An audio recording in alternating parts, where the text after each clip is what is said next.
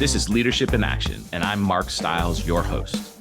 Join me as we delve deep into the passions, expertise, and experiences of Boston area innovators. Sponsored by the Boston chapter of Entrepreneurs Organization, this is Leadership in Action. Hey folks, welcome back to Leadership in Action, your Boston chapter of Entrepreneurs Organization local podcast.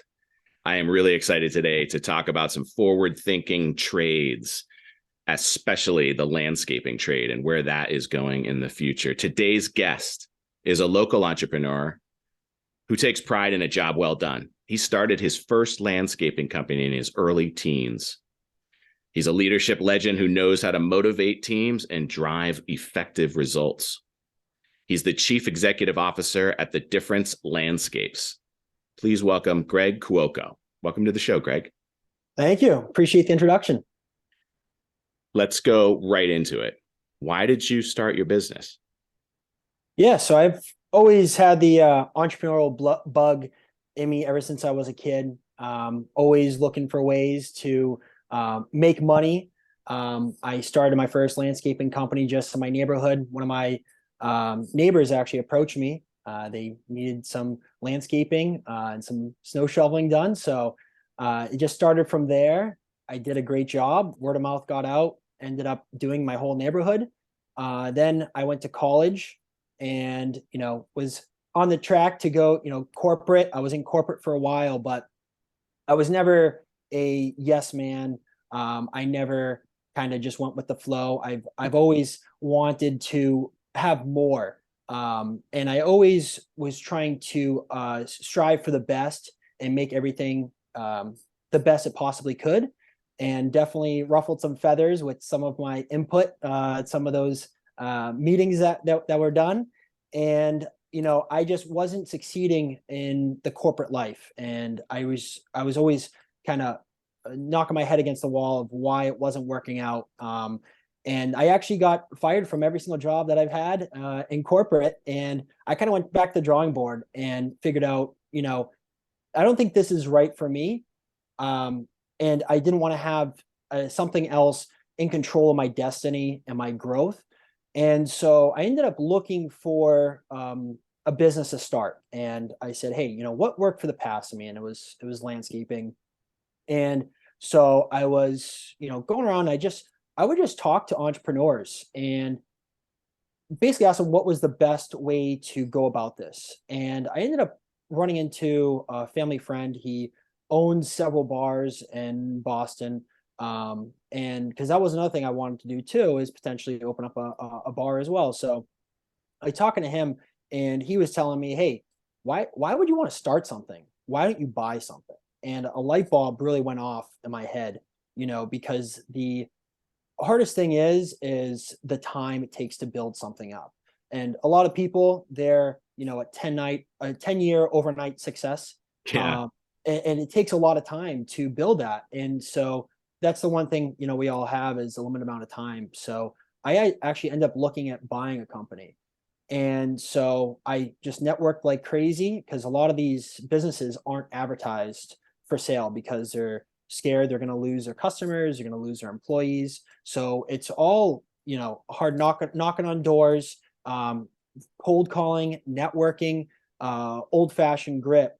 Because a lot of these companies aren't advertised. So I went down that route, ended up finding someone who's looking to get out of the business, ended up talking to him.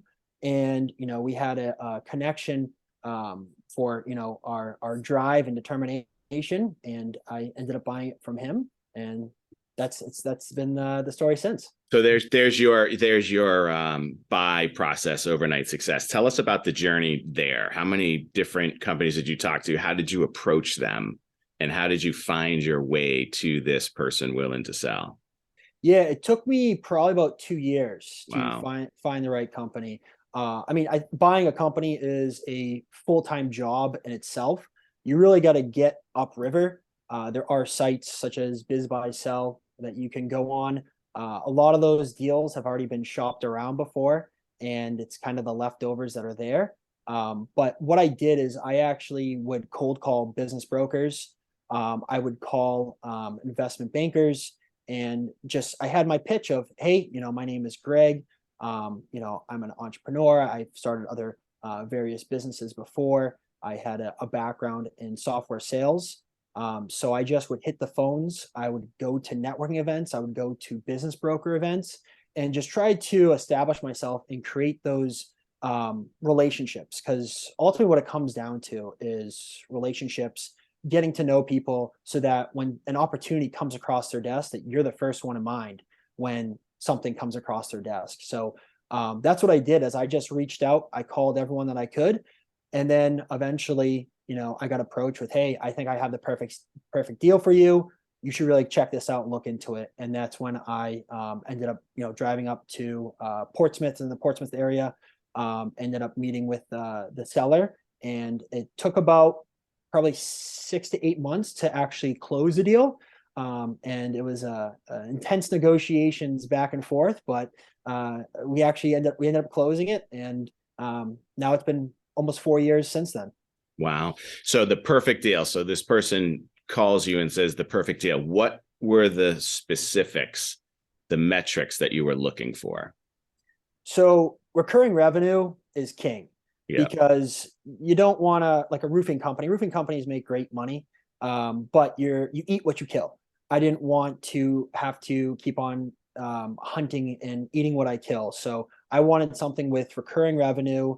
Contracts was around for a long period of time. So this company was around for about 17 years and didn't have a dense customer concentration. And landscaping is perfect because it's recession resistant too. So I wanted the most probable success of the highest chance of success.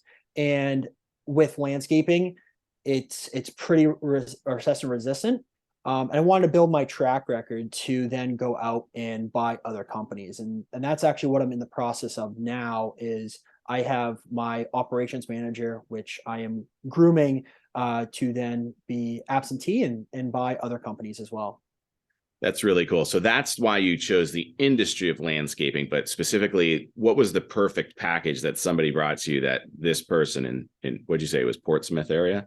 Yep, the Portsmouth area. In the Portsmouth area that said, this is the business that you want to buy. What was it about the client base, the regional nature of it, employees? Like what checked the boxes? So the biggest thing is it's kind of like Gino Wickman and Traction. There's the visionary and there's the implementer. I see myself more as a visionary. Yeah. So I set the vision. I get people to buy into it. I help grow them to achieve their goals. I help the team try to make sure everyone's rowing in the same direction. So what I really wanted is I was strong in sales. I wasn't the strongest, and I'm not the strongest in operations. So I wanted to have a company that already had a built-out management team, so I could come in and more or less feed the beast. So I wanted to go out. I wanted to focus on sales and recruiting of personnel, and then have the operations team take over the day-to-day and grow from there. So I wanted something that had that presence already in place. So now that you're out seeking other companies similar to that, what are the metrics? Like, what is the multiplier of that annual recurring revenue target? So I want a company that's doing at least 2 million in EBITDA, and I try to get it under 5 times multiple of EBITDA. And it's tough because with like assets, I want to be asset light and scale more scalable. That's probably the one downfall of the landscaping industry, is that it's very tough to get people that want to continue to work in this industry. It's very tough to find those people and to scale it up because it is very geographic specific. So how do you find those people? Because that was one of you're the visionary, you're the sales team, but you were also talking about recruiting contributors, right? Correct. So I think the biggest thing with recruiting and attracting personnel, a lot of it's word of mouth. And my number one core value is partnerships. I like to have a partnership and relationship with people, whether it's customers, the employees, vendors. I like to have a partnership that's win-win. Everyone leaves the table better off than when they sat down. And I don't sell dreams, and I tell people up front, what the expectations are, what it looks like. There's a lot of people that will sell a dream to someone to try to get them in their company, and it doesn't take long to realize that it was just a false bill of goods. So what I do is I'm very transparent. I tell them, what this looks like. I don't sell a dream, and I've actually had a lot of employees leave the company and come back because don't excuse the pun, but the grass is greener where you water and fertilize it. So people will leave, they'll be sold this false bill of goods with another company, and come back and realize how good they had it. I keep my word. When I say something, I do it, and it's all about that relationship and having that mutual understanding. I've had employees that have had phenomenal opportunities, and they've stayed with the company because I'm loyal to them, they're loyal to me, and it's been a really good relationship in that aspect. So how are you running your businesses differently than the models you were stuck in the corporate world that weren't fits? So I've had good bosses and I had bad bosses. Mm-hmm. So it's really not a us versus them Mm-hmm. kind of leadership model. I believe in a servant leadership model. So the org chart is flipped upside down. So I'm actually at the bottom, and I serve the employees, and the employees serve the customers. So everything kind of comes full circle. So it all takes care of itself. But I would say that every single one of my employees is more talented at their job than I would be at their specific role. So I am just the one organizing it all, having everyone come together, believe in that vision, believe that we're all going the same direction, believe we all have the same goals, motivate them, and that's how you make magic happen. Did you experience any servant leaders while you were coming up?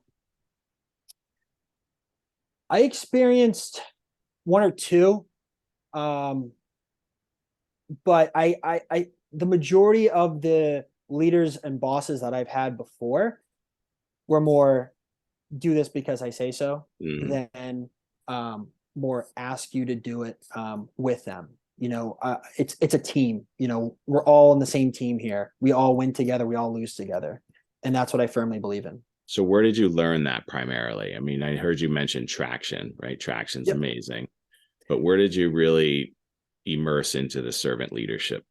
Was it always in you? So I've always had leadership capabilities. Was the captain of the hockey team back in high school. But also I've always just had the entrepreneurial bug and itch. It's definitely a different DNA, and I've always been attracted and compelled to other entrepreneurs. And I would meet other entrepreneurs, and I was just fascinated in what they were doing. I would ask them, "Hey, can I shadow you for a day and just watch what you do and see, hey, is this really right for me or not?"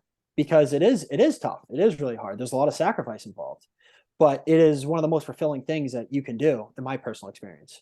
So what is that though? What is that that you're talking about? What is that shared DNA that you're connecting with other entrepreneurs? we're just wired different. We think so different. I don't know how to explain it, but it's just that you think your perspective of life and how you see life is just so different. So I would gravitate to these individuals and shadow them and kind of just sit back, watch, and learn of how they did things and what made them so successful. And the people that were really successful, treated others with respect, and had that partnership team mentality. I love it. You're going to love EO. It is a group of curious people seeking freedom. Lot of shared experiences to be had. Let's talk about the future of landscaping. Are you primarily residential, commercial, a little mix? I'm 80% commercial, 20% residential. So we do commercial and high end residential. Got it. So you mentioned being in software sales. How are you utilizing software, AI, Web3, maybe smart contracts? Are you doing those yet? Not smart contracts yet, but AI is definitely taking over. And you'd be foolish not to incorporate it in your business in some way, shape, or form. What I would like to do with AI from just the start, and this is probably just scratching the surface, is getting an area that I want to break into, and sending people a quote saying, "Hey, this is the quote of us servicing your property," because the biggest thing that the expense is the time of sending someone out to do a quote, to go and give someone a price. So I would love to incorporate AI, and giving people quotes saying in a mailer and saying, "Hey, this is what we can do and service your property for the year." And you can figure that out simply using software that's available now, bringing it together and figuring out the square footage, the time, the intricacies, the level of difficulty, where it is regionally with your headquarters, and boom, here's a firm quote. We don't even need to meet. Correct. Yeah, we use Google Maps as it is right Yeah. now for probably the majority of our properties, just measuring out the square footage. But we're still manually doing it. So how do we incorporate AI that we can almost send unsolicited quotes to people and get them on board to then be a customer? It's pretty enticing, if you're sitting back and you know what your line item is on landscaping, and then this postcard comes in and it's a lot less than that. It's at minimum a phone call, right? Absolutely. That's brilliant. What about robotics? Tell me about what you see with robotics and landscaping. Yeah, that's another initiative that we have. It's funny because I was at one of my initial EO dinners, and I was sitting next to an individual that had a robotics company. Ooh, And I was talking to him about what his niche was. And he's done uh, facilities, he's done manufacturing plants, he's worked with NASA, he's worked with the government diffusing mines, bombs. And so I spoke to him. I said, what's your niche? And he told me he's done a bunch of various contract work, but doesn't really have a niche. And I was telling him, you should really get into robotics. There was a McDonald's actually in Texas that recently went fully robotic, and got rid of all their employees. And from what I've heard so far, it's doing fantastic. And really? All of yeah, the employees? yeah. So I'm assuming they have cleaners that maybe come in, once a week, but it's a fully robotic McDonald's in Texas, because the same thing is, it's very hard to find people in the labor industry, and it's only going to get worse. And that's what we're trying to figure out is, you know, how do we almost kind of preemptively uh, get down the path of getting the work done and doing work when people really aren't getting into the industry. People don't really want to do labor anymore. So how can we do more with what we have? Even using the current people that we do have, how do we do more? It's not about replacing them. It's about doing more as well. That's really interesting. And I know this conversation petrifies people immensely, right? So AI, robotics, eliminating humans. But if you look at it and you shift that paradigm and you push them up the knowledge baseline, it gives them the opportunity to do other things, I suppose. But let me ask you this: what about the influx of um, immigrants, migrant workers, folks coming from south of the border? Are they going to step in the meantime before the robotics are available? It seems to be the short-term solution for now. Send them up to New Hampshire. I'll take them. I haven't really seen many around here, but it's I think robotics it's going to be a must, because, like I said, people just don't want to do these types of jobs. But Why is also, that? it's tough. It's a tough way to and no, it's not. It's just not for everyone. I think that it's almost looked down upon, Hmm. some of these jobs. And the funny part is, I mean, you can make some good money, but would you, rather be, a lawyer or an accountant, or a landscaper, even if you make the same amount of money? It's kind of that status, I don't signals. know. So I've been identified as a lawyer for a long time, and friends who are close to me know that I have a passion for landscaping. So, Yeah. that's an interesting conversation, but more so, there is a knowledge based requirement, right? So you have people who don't know the language, so they're going to be limited in what they can do here. However, what about the people who simply aren't working? Like, I see what you're saying, but at the same token, it used to be that it was honorable to roll up your sleeves and work really hard for an honest wage and go home and take care of your family. Like, did COVID really affect our world that much, or was this already a slippery slope? Yeah, I think it's been going on for a while. I mean, I got pushed into college. I actually didn't want to go to college. Mm, My parents pushed me to go because it's that safety net that everyone has. But with it getting, so expensive, I don't know if it's even, that's a totally different conversation. yeah, a good one But though. A yeah, must have.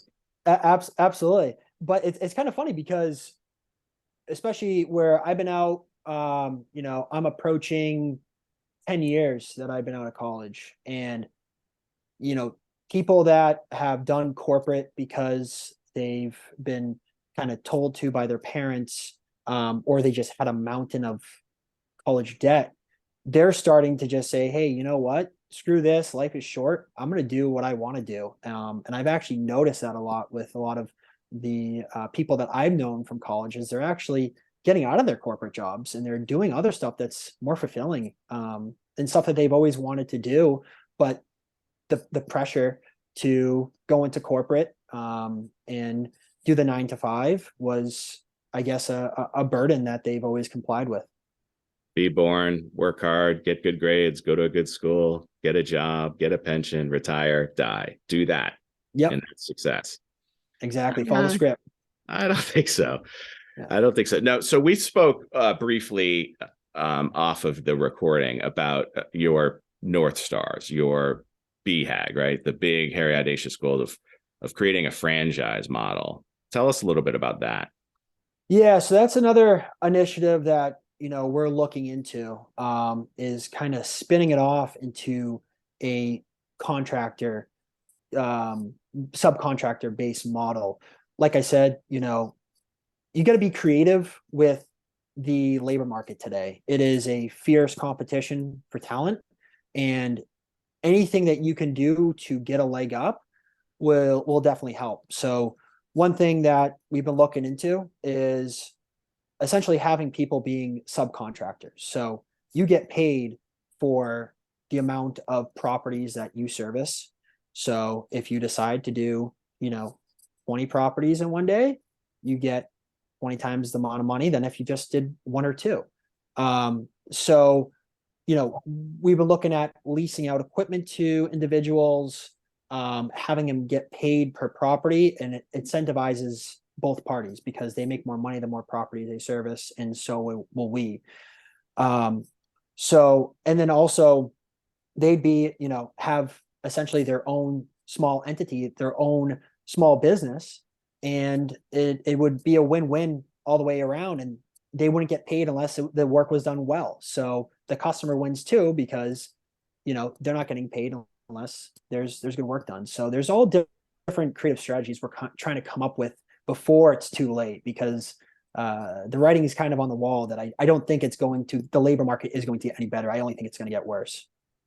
I love it. So those folks listening to this who are thinking about going to college, but maybe a landscape employee model doesn't work in your home domain, if you will, but buying in, right? Not having to Yeah. start it up. The franchise model has always been really interesting to me because success is based on the processes and the procedures. And without those, it's really hard to succeed. And for this person coming up and says, college isn't for me, I'm not really into that $200,000 anchor holding me down, because why am I doing that? Here's an opportunity, buy in, probably have some financing, get them up and running, and shine, fly, birdie, fly. You've got your own business now, really, truly. It's not kind of like, it is. Yeah. I think the apprentice modelship should honestly come back. Not enough people are getting into the trades. There's just a wave of baby boomers that are looking for an exit plan, and a lot of their kids don't want to take over their businesses. So if you're willing to get in the trades, you're willing to get your hands dirty for a couple of years, there are individuals out there that want someone that was like them, 30, 40 years ago, that they can pass down their business to, and take it over. And then also give them that exit, the monetary exit, so they can go to Florida. So there's different routes that can be taken. It's not, just one route. And I think people need to really start being creative. Yeah, I couldn't agree more. And that was one of the questions I had for you when you acquired that landscaping business. I mean, it wasn't a letter out to the client saying, hey, new owner, check them out, good guy. They phase that in. How does that process work? And I mean, that could obviously be utilized in so many different ways. Do you mean like letting the customers know? Yeah. Did your seller hang on for a little while? So we had a year transition to make sure everything went smoothly. And like they say, anything that can go wrong will go wrong. I only have 3 employees still left that were of the original company, because there's different cultures, there's different leadership styles. People don't like change. So people were, either they went on their own, or they didn't grow with the company. And there is a big change that happens whenever a company is transitioning hands. Different cultures, different leadership models. So there is a big change, but he stayed around for about a year to make sure the transition went smoothly. And then he went sailing off into the sunset. Originally, I didn't let the customers know because I didn't want to rock the boat. And I wanted to make sure that I was securely in there, because, when you first take over a company, it's like drinking from the fire hydrant. Yeah. It's just so much going on that, I was working 7 days a week. And if there was an 8th day, I would have worked that too. And eventually that, obviously went down. But when everything's just so new that there's just so much going on, I mean, you're getting placed right into a sprint right from the beginning. So it definitely was really good. I couldn't have asked for a better result. And, we've been just growing it and taking it further from here. It's been a tremendous ride. And what was the capture rate? How many stuck? So I don't have the exact data on like when they fell off. But like I said, there's only 3 left from no clients. Clients. Actually the client retention rate was actually really good, but the problem is that the first 4 months of owning the company, COVID hit. So a lot of people, it was fantastic. It was like, I bought this company, and then COVID hit 4 months later, Oh my goodness. That's the life of entrepreneurship. But the biggest problem it wasn't the loss of customers. It was more them scaling back services. Yeah. So everyone freaked out, especially with people not working in the office. They're like, hey, we don't need the property looking pristine. We're going to cut back. Plus, we're gonna be home. We can do it. Yeah. But it was like a shift. It was a shift from the commercial to the residential, because people were home and people wanted to enjoy their backyards. They didn't have anywhere to go. Right. And the commercial was like, no one's coming in. We can do it half the amount of time. Wow, that's really interesting. Well, I'm sure that was an amazing story. It was a blast. Yeah, it was a blast. But it was just a pivot, and you got to be able to pivot and move fast. Because it can happen quick where you can get yourself in trouble. So did you look at the contract to see if there was any acts of God provisions in there that you could get out of it and unwind the deal? you don't know what you don't know. And because I was 27 when I bought the company. It was Yeah. I mean, I've never bought a company before. This is my first company. I didn't know what I was doing. But I mean, I learned a ton. I know what to do now. I mean, like one thing, for instance, is I got really lucky because when there has to be a transferability clause in the contract.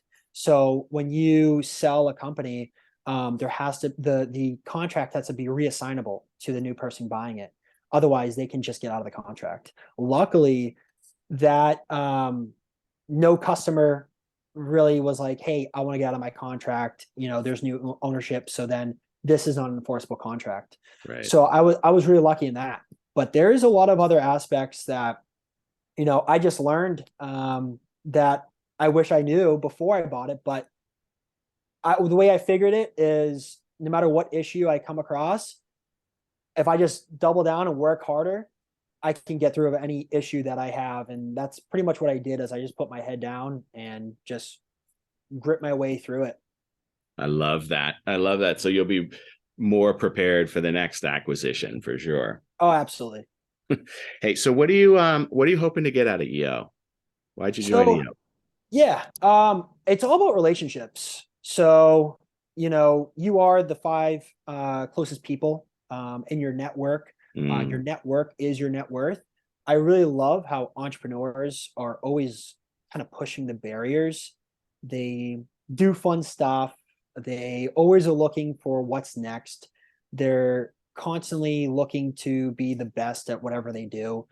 And I just really enjoy hanging around with other entrepreneurs. It's always fascinating conversations. They're always, into the next crazy thing. I don't think that I've ever had a dull conversation with an entrepreneur. So I'm really looking to just build relationships and lifelong friends, potentially business partners, and kind of just see where the journey takes me. I love it. I love it. Well, you're going to get a lot of shared experiences. You're not going to get any advice from an EO member, but you'll get shared experiences, and those you can build on. And I'm sure you're going to help a lot of folks with some of your experiences too. And where we win or learn, right? Is how that saying goes.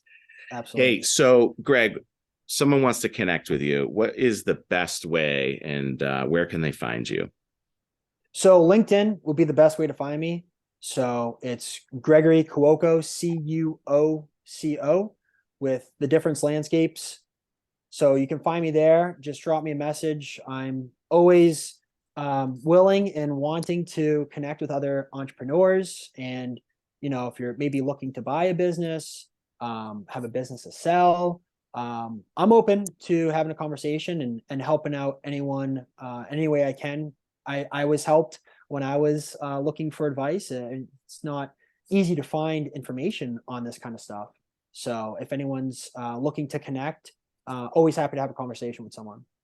Very cool. Very cool. And EO members, when you see Greg, let him know you heard or saw the podcast. Greg, thank you. Thank you for joining. Thank you for sharing. Thank you for being vulnerable and explaining your story for us. Appreciate being on here. It's been an honor. Well, folks, thank you. This has been another amazing episode of Leadership in Action. If you learned something today, share it with somebody. If you laughed, share it with somebody. If there's a question you had hoped I would ask, let me know.